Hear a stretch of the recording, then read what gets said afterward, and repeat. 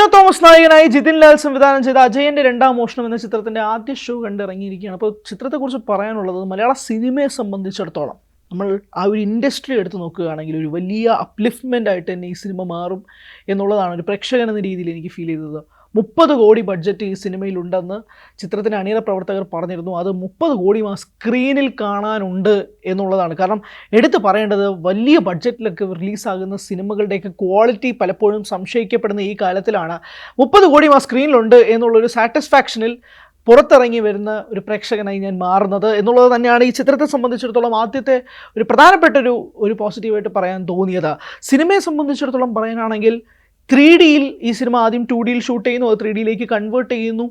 ചിത്രത്തിൻ്റെ തുടക്കം മുതൽ അവസാനം വരെ പല സീനുകളിലും ഷോട്ടുകളിലും 3D മാക്സിമം യൂട്ടിലൈസ് ചെയ്തിട്ടുണ്ട് എന്നുള്ളതാണ്. അതായത് നിങ്ങളൊരു 3D ചിത്രം കാണാൻ പോവുകയാണ് എന്നുള്ളൊരു ഫീല് തന്നെ ഈ ചിത്രത്തിൻ്റെ ഉടനീളം ലഭിക്കുന്നു എന്നുള്ളതാണ്. പല 3D സിനിമകളും 3D എഫക്റ്റ് എന്ന് പേരിന് വയ്ക്കുമെങ്കിൽ പോലും പലതും നമുക്ക് പ്രേക്ഷകർക്ക് കിട്ടാറില്ല. പക്ഷേ ഇത് അങ്ങനെയല്ല. ചെറിയ ചെറിയ തീപ്പൊരികൾ മുതൽ വലിയ വലിയ സംഭവങ്ങൾ വരെ 3Dയിൽ വിഷ്വലൈസ് ചെയ്ത് നമുക്കത് കിട്ടുന്ന രീതിയിലേക്ക് മാറാൻ ഈ സിനിമ സഹായിച്ചിട്ടുണ്ട് എന്നുള്ളതാണ്. Apart from all those things, അതെല്ലാം മാറ്റി നിർത്തിയാൽ പോലും ARM ഒരു ഫൺ വാച്ചാണ്. നിങ്ങളൊരു ഫാൻറ്റസി ലോകത്തേക്ക് സംവിധായകൻ ജിതിൻ ലാൽ, നായകൻ Tovino Thomas, cameraman Jomon T John, music ഡയറക്ടറായ ഡിബു നൈനാൻ തോമസ്, എല്ലാവരും നിങ്ങൾ കൂട്ടിച്ചേർന്നുകൊണ്ട് ഒരു ഇൻവിറ്റേഷൻ കത്ത് തരാണ്. ഒരു റെഡ് കാർപ്പറ്റിലേക്ക്, ഒരു ഫാൻറ്റസി ലോകത്തേക്ക് ഒരു റെഡ് കാർപ്പറ്റിലേക്ക് സ്വീകരിക്കുന്ന രീതിയിലാണ് ഈ സിനിമയുടെ അണിയറ പ്രവർത്തകരും താരങ്ങളും നിങ്ങളെ പ്രേക്ഷകരെ ക്ഷണിക്കുന്നത്. അപ്പോൾ ആ ഒരു രീതിയിലേക്ക്, ഒരു ഫാൻറ്റസി ലോകത്തേക്ക് തന്നെ ആദ്യ ഷോട്ട് മുതൽ തന്നെ അതാണ് ഈ സിനിമ ടേക്ക് ഓഫ് ചെയ്യുന്നത് തന്നെ അതിഗംഭീരമായിട്ടാണ്. അപ്പോൾ കാരണം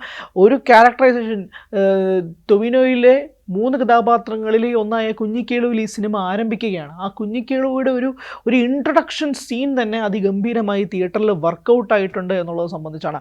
ആ ഒരു ടേക്ക് ഓഫ് ചിത്രത്തിലുടനീളം ഉണ്ടായിരുന്നു. അതിനുശേഷം പ്രധാന കോർ ഭാഗമായ കഥ എത്തുന്നു.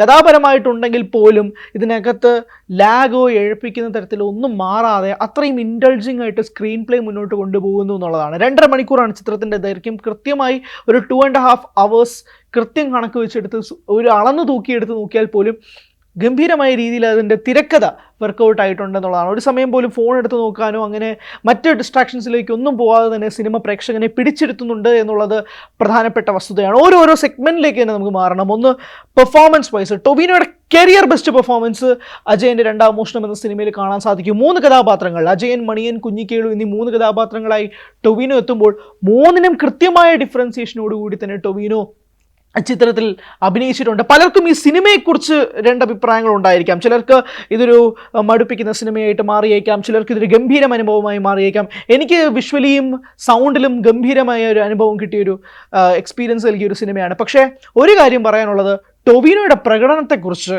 എന്തായാലും 2 അഭിപ്രായം ഉണ്ടാവില്ല എന്നുള്ളത് സംബന്ധിച്ചാണ്. കാരണം മണിയൻ എന്ന കള്ളനായും കുഞ്ഞിക്കേളു എന്നൊരു ഒരു വീരനായും അജയൻ എന്നൊരു പാവത്താനും ഒക്കെയായി ആ ഒരു ക്യാരക്ടറൈസേഷനൊക്കെ തന്നെ ടൊവിനോയുടെ കരിയറിൽ തന്നെ ഒരു ഗംഭീരമായ ഒരു 3 റോളുകൾ ഒറ്റ സിനിമയിൽ ചെയ്തെടുത്ത ഒരു വമ്പൻ ദൃശ്യ മികവ്, ഒരു പെർഫോമൻസ് ഓറിയൻറ്റഡ് മൂവിയായിട്ട് കൂടി അജയൻ്റെ രണ്ടാം മോഷണം മാറുന്നുണ്ട് എന്നുള്ളത് തന്നെയാണ് ഈ സിനിമയിൽ ഏറ്റവും പ്രധാനപ്പെട്ട പോസ്റ്റ്. അതോടൊപ്പം തന്നെ ടൊവിനോയോടൊപ്പം അഭിനയിച്ച കാസ്റ്റ് ഉൾപ്പെടെ, ഇപ്പോൾ ഹരീഷ് ഉത്തമൻ്റെ വില്ലനിസം ആയിക്കോട്ടെ, സുരഭിയും ടൊവിനോയും തമ്മിലുള്ള കെമിസ്ട്രി വർക്കൗട്ടാവുന്ന സീനുകളൊക്കെ തന്നെ അതിഗംഭീരമായ ഒരു അനുഭവമായിരുന്നു. കൃതി ഷെട്ടിയും ടൊവിനോയും തമ്മിലുള്ള സീക്വൻസുകൾ അത്യാവശ്യം കുറച്ച് റൊമാൻറ്റിക് പൈങ്കിളിയായി മാറിയപ്പോഴേക്കും വളരെ ഇൻറ്റൻസ് ആയിട്ടുള്ള സീനുകളിൽ സുരഭി ഞെട്ടിക്കുകയും ചെയ്തിട്ടുണ്ട് എന്നുള്ളതാണ്.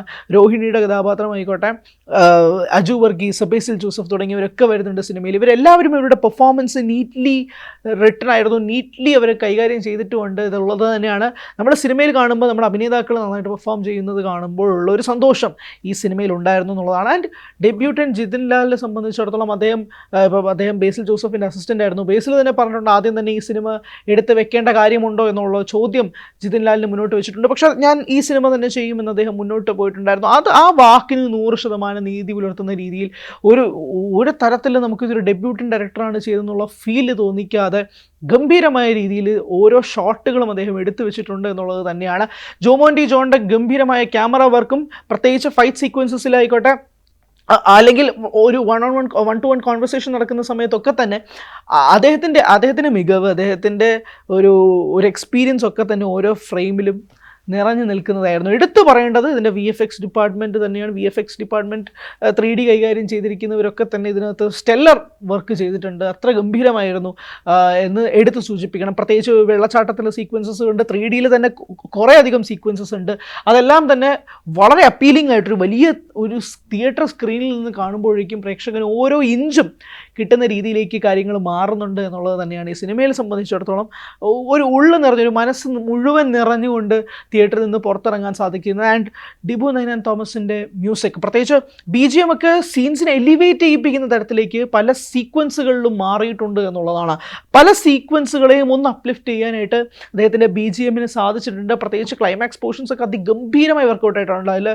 അതിലെ പാട്ടുകളൊക്കെ തന്നെ ആ സീനിന് എന്തുമാത്രം എലിവേഷൻ കൊടുത്തിട്ടുണ്ടെന്നുള്ളത് പ്രേക്ഷകൻ എന്ന രീതിയിൽ കാണുന്നവർക്ക് മനസ്സിലാക്കാനും സാധിക്കുമെന്നുള്ളതാണ്. അങ്ങനെ ഓൾ ആൻഡ് ഔട്ട് നമുക്ക് ഒരു പിന്നണിയിൽ നിന്നായിക്കോട്ടെ, അല്ലെങ്കിൽ നമ്മൾ കാണുന്ന നമ്മുടെ കഥാപാത്രങ്ങളൊക്കെ തന്നെ ആയിക്കോട്ടെ, അവരെല്ലാവരും മനസ്സിൽ കയറുന്ന രീതിയിലേക്ക് ആ ഒരു സറൗണ്ടിങ്ങും ചുറ്റുപാടും ഒക്കെ തന്നെ പ്രേക്ഷകന് കണക്റ്റ് ആവുന്ന രീതിയിലേക്ക് സിനിമ മാറുന്നുണ്ട് എന്നുള്ളത് തന്നെയാണ് ഇതിൻ്റെ ഏറ്റവും പ്രധാനപ്പെട്ട ഹൈലൈറ്റ് ആയിട്ട് മാറുന്നത്. അതുകൊണ്ട് തന്നെ ഈ സിനിമയെ സംബന്ധിച്ചിടത്തോളം മലയാള സിനിമയിൽ തന്നെ ഒരു എക്സ്പെരിമെൻ്റ് എന്ന രീതിയിലേക്ക് മാറ്റി നിർത്തപ്പെടാനല്ലാതെ ആ ഒരു എക്സ്പെരിമെൻറ്റ് ടോപ്പ് നോച്ച് ക്രാഫ്റ്റായിട്ട് മാറ്റിയെടുക്കാൻ ARM എന്ന സിനിമയ്ക്ക് സാധിച്ചിട്ടുണ്ട് എന്നുള്ളത് തന്നെയാണ്. പല സീക്വൻസുകളും ഈ സിനിമയിൽ, ഇപ്പോൾ ട്രെയിലറിൽ തന്നെ കള്ളനാണോ പോലീസാണോ ആദ്യം ഉണ്ടായതെന്ന് പറയുന്ന ഒരു സീക്വൻസ് ഉണ്ട്. ട്രെയിലർ കണ്ടവർക്കൊക്കെ മനസ്സിലാവും. ആ സീൻ തന്നെ അതിഗംഭീരമാണ്. പ്രത്യേകിച്ച് മണിയൻ എന്ന കള്ളനായി ടൊവിനോ എടുക്കുന്ന എഫേർട്ട്, അല്ലെങ്കിൽ എടുത്തിരിക്കുന്ന എഫേർട്ട് സ്ക്രീനിൽ ഇഞ്ച് ബൈ ഇഞ്ച് നമുക്ക് കാണാൻ സാധിക്കും. അതിൽ ഓരോ ഫൈറ്റ് സീക്വൻസസ് ആയിക്കോട്ടെ, അല്ലെങ്കിൽ അദ്ദേഹം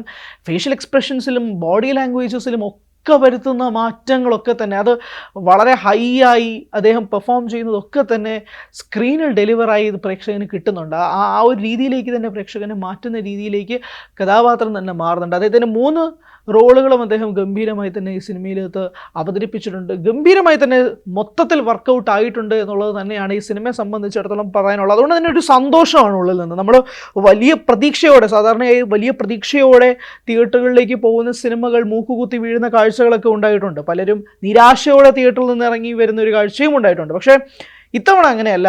നമ്മൾ തിയേറ്ററിൽ ചെന്ന് അവരുടെ അഭിപ്രായങ്ങൾ തേടാൻ പോയപ്പോഴും പ്രേക്ഷകർക്കും പറയാനുള്ളത് ഒരേ അഭിപ്രായമാണ്. ടൊവിനോയുടെ ഗംഭീര പ്രകടനമെന്നും ഈ സിനിമ തന്നെ 3D എഫക്റ്റിലായിക്കോട്ടെ, അല്ലെങ്കിൽ തന്നെ ഈ സിനിമ ഒരു ടോപ്പ് നോച്ച് ആണെന്ന് തന്നെയാണ് ആദ്യ ഷോ കണ്ടിറങ്ങിയ പ്രേക്ഷകരും പറഞ്ഞത്. അതേ അഭിപ്രായം തന്നെയാണ് എനിക്കുമുള്ളത്.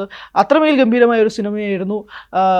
പ്രത്യേകിച്ച് ചില സീക്വൻസുകളിലൊക്കെ ചെറിയ ചെറിയ പോരായ്മകൾ, പ്രത്യേകിച്ച് ഡയലോഗുകളുടെ കാര്യത്തിലും കുറച്ച് ആർട്ടിഫിഷ്യാലിറ്റിയും ഒരു ഡ്രാമാറ്റിക് മോഡിലൊക്കെ മാറുന്നതായിട്ട് അനുഭവിച്ചിട്ടുണ്ട് എന്നുള്ളതും കൂടി വാസ്തവമാണ്. പക്ഷേ അതൊക്കെ മാറ്റി നിർത്തിയാൽ പോലും ഒരു സിനിമ ആസ് എ ഹോൾ എടുത്ത് നോക്കുകയാണെങ്കിൽ ഒരുപാട് ഷോട്ടുകൾ മൈൻഡിലുണ്ട്. ഇപ്പോഴും നമ്മൾ സിനിമ കണ്ടിറങ്ങി കഴിഞ്ഞിട്ട് പോലും മനസ്സിൽ തങ്ങി നിൽക്കുന്ന ഷോട്ടുകൾ, മനസ്സിൽ തങ്ങി നിൽക്കുന്ന BGMകൾ, പെർഫോമൻസുകളൊക്കെ തന്നെയാണ് അജയൻ്റെ 2ാം മോഷണം എന്ന സിനിമയെ വ്യത്യസ്തമാക്കുന്നത്. അതുകൊണ്ട് തന്നെ ഓണത്തിന് അജയൻ്റെ 2ാം മോഷണം വരുമ്പോഴേക്കും തീർച്ചയായും കുടുംബത്തിന്, പ്രത്യേകിച്ച് കുട്ടികൾക്കൊക്കെ 3D എഫക്റ്റ് കാണാൻ താല്പര്യമുള്ള കുട്ടികൾക്കൊക്കെ തീർച്ചയായും അജയൻ്റെ 2ാം മോഷണത്തിലേക്ക് തന്നെ കടക്കാവുന്നതാണ്. അതുകൊണ്ട് സിനിമ കണ്ടവരാണ് നിങ്ങളെങ്കിൽ നിങ്ങളുടെ അഭിപ്രായങ്ങൾ പറയുക. Thank you.